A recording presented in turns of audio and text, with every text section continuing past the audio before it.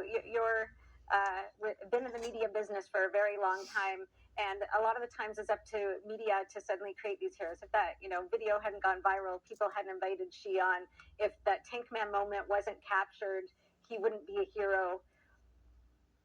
Why? Explain how you see the role of media in terms of propping up heroes or finding heroes or picking heroes even.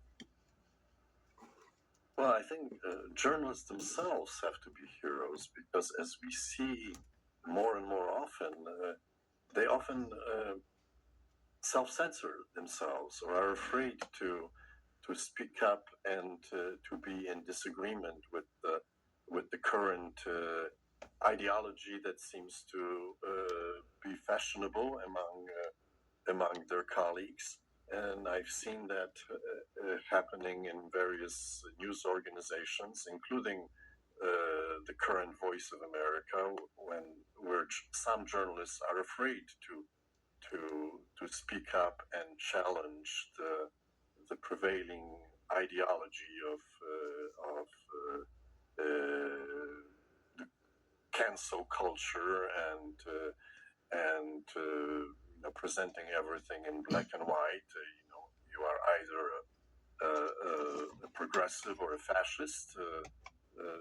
That's certainly not the case. So we do need more courage among journalists to be more critical, to be more skeptical in reporting news, and that can have and to, of course, to be objective and to seek the truth, regardless of what it may be. I think that's a very important role, and great courage is needed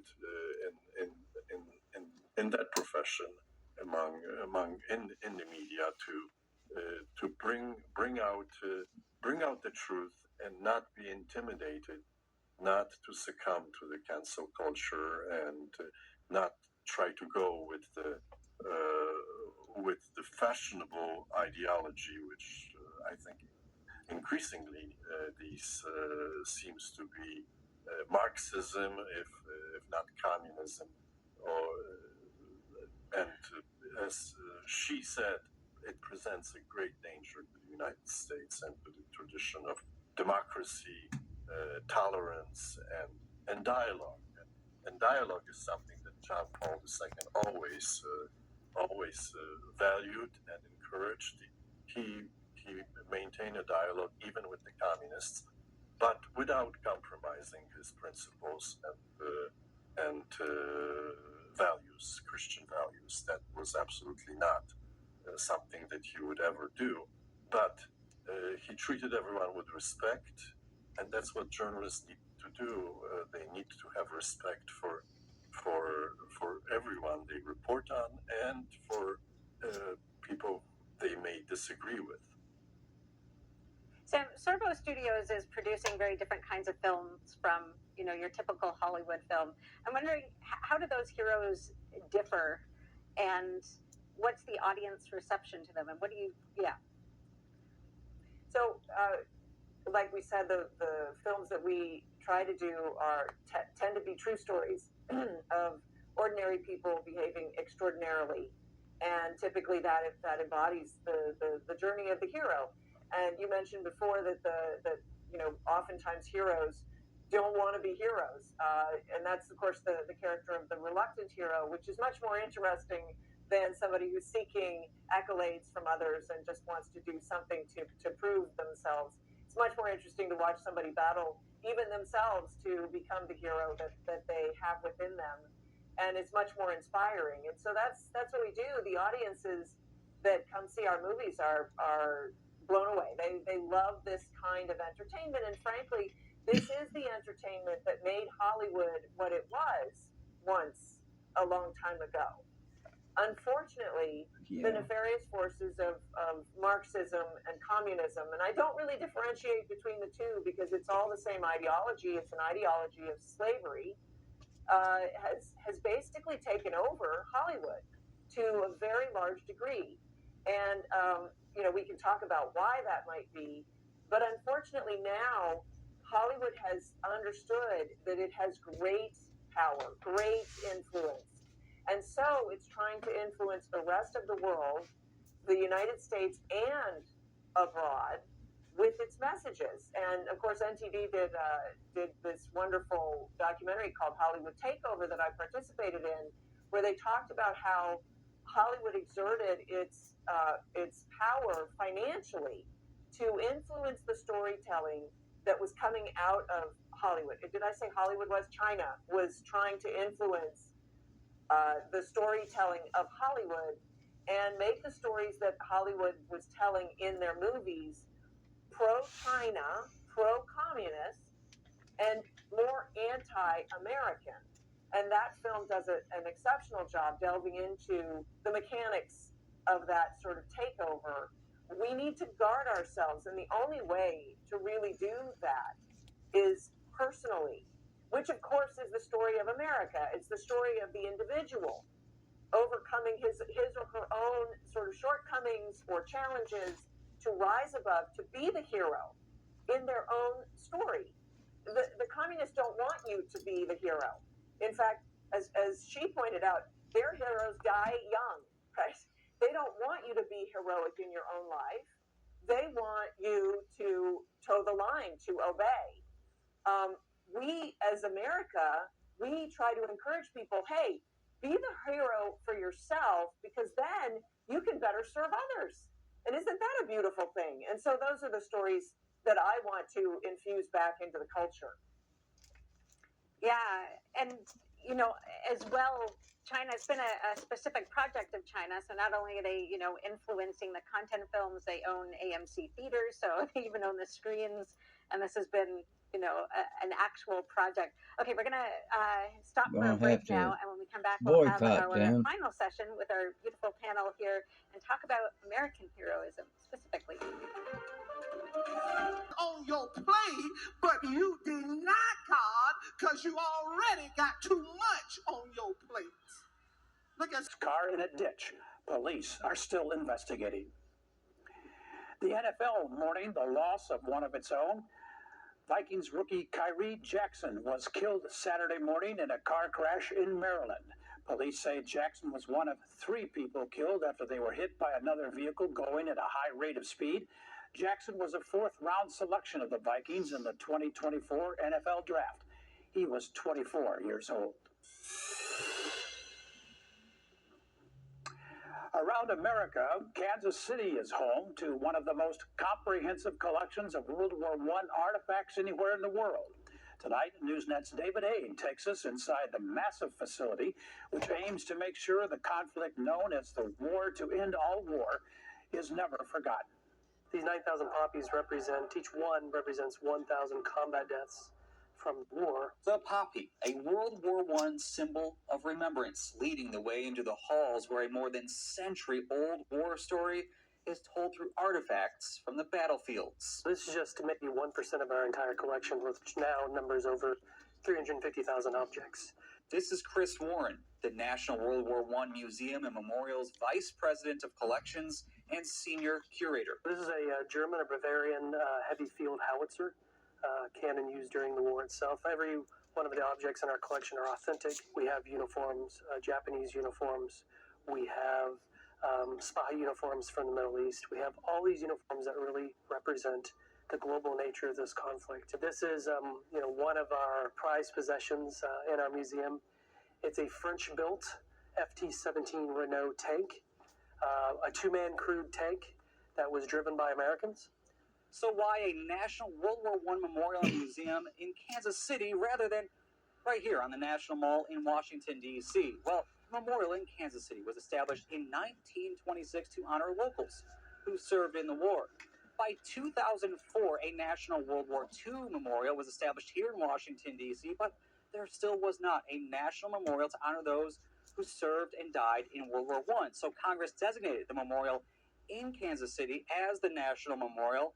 Now in 2021, a national memorial finally did make its way here to Washington, D.C., established just steps away from the White House. Memorial as well in Washington, D.C., rightly so, for the number of people that visit every year.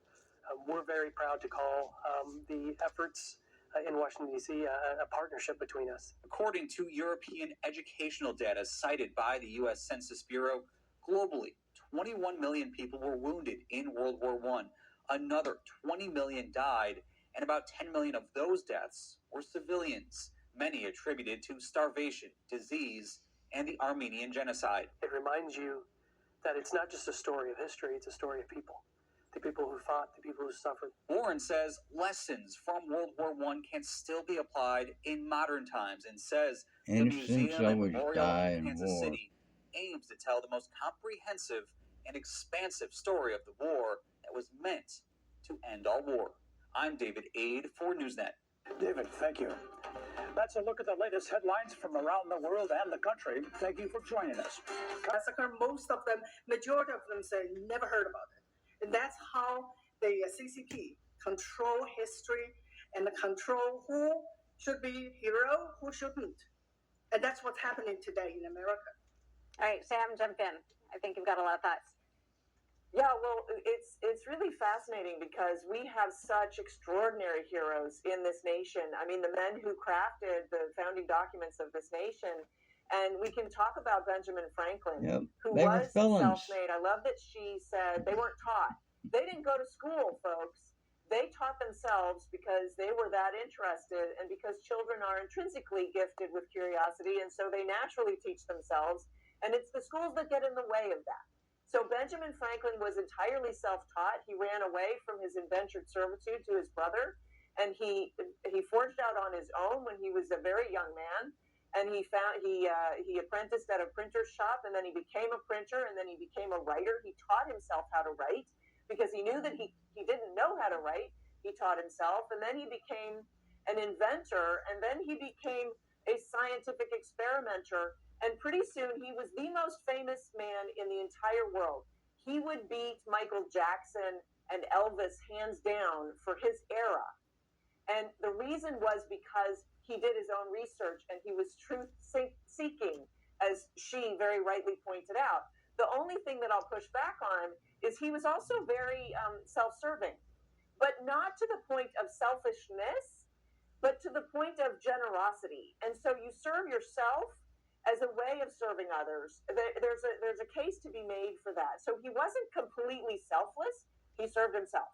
But at the same time, he shared his knowledge with the world because he wanted people to know, because he wanted the whole world to rise alongside of him.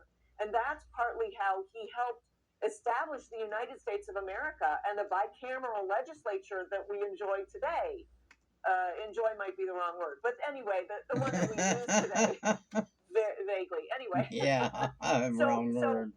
The United States is rife with history, but we don't teach it in our schools.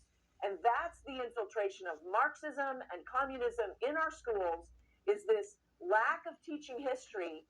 You open any history textbook today, you will notice they aren't teaching history. They're teaching memorization. They're teaching dates, names, and places that are completely disjointed and have no storytelling in them.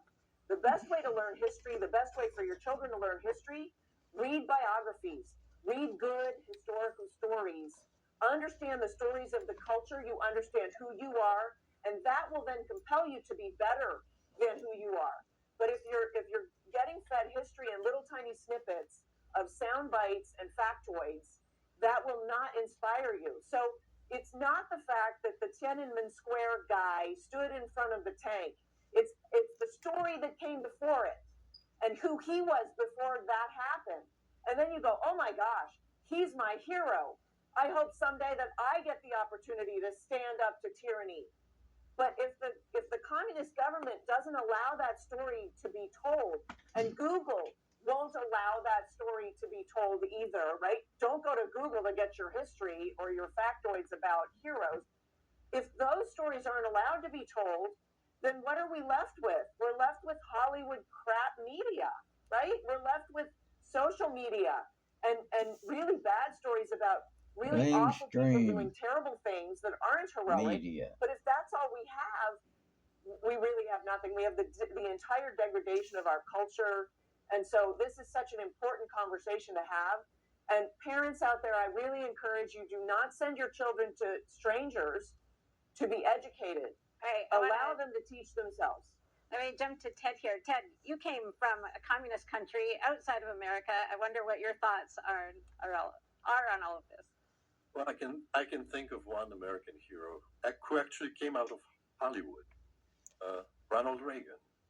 Yeah. And you may remember when he said, "Mr. Gorbachev, tear down this wall." An American hero to me is someone who's not afraid to tell the truth.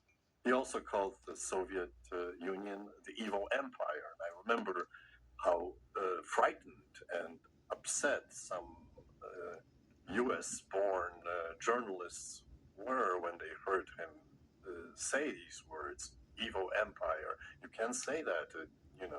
They thought he was going to cause World War III. Well, he did not. And without him, I don't think Pope John Paul II would have been as successful as he was, because Reagan provided the political and even physical support for the Solidarity Trade Union in Poland that was needed to overcome the communist regime. Another American hero to me is President Truman, who was also not afraid to tell the truth and to say what he thought. And he was the one who helped to create NATO and the Marshall Plan and started the containment of communism at that time. He also reformed the Voice of America, which during World War II and immediately after the war was dominated by communist sympathizers, and not too many people know that. But they were there, and they were supporting the Soviet takeover of Eastern Europe until about the late 1940s and the early 1950s. So to me, strong American leaders such as Ronald Reagan and President Truman were the heroes who helped to win the war against communism, at least in my part of the world, that is Eastern Europe, Poland.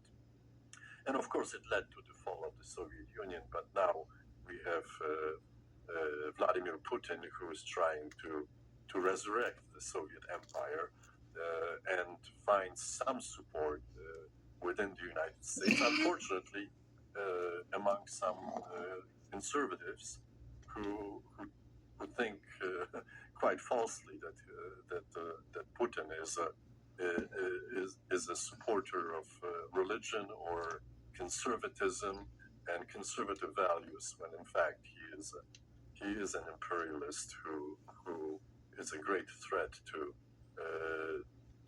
the countries in the region and to the United States. So yes, it's important to tell the truth and to confront evil. Okay, we are almost at a really good book.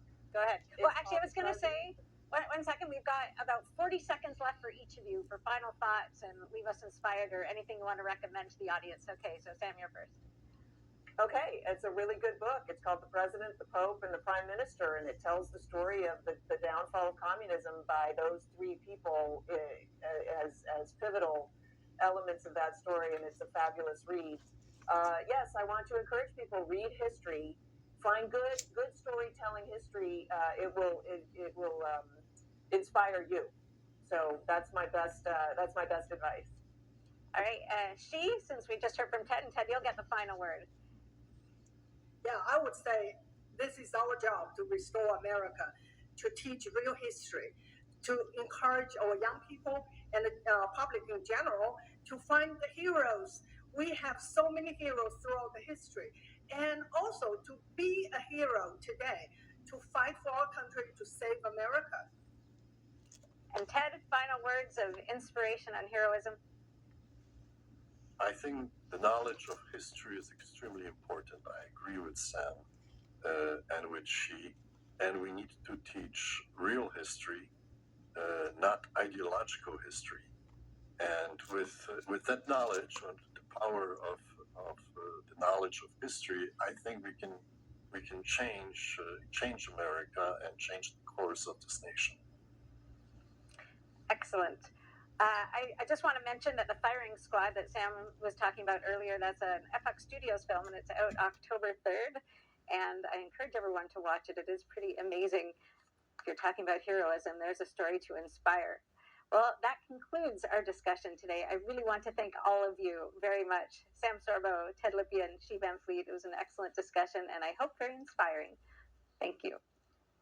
Thank you. Thank you.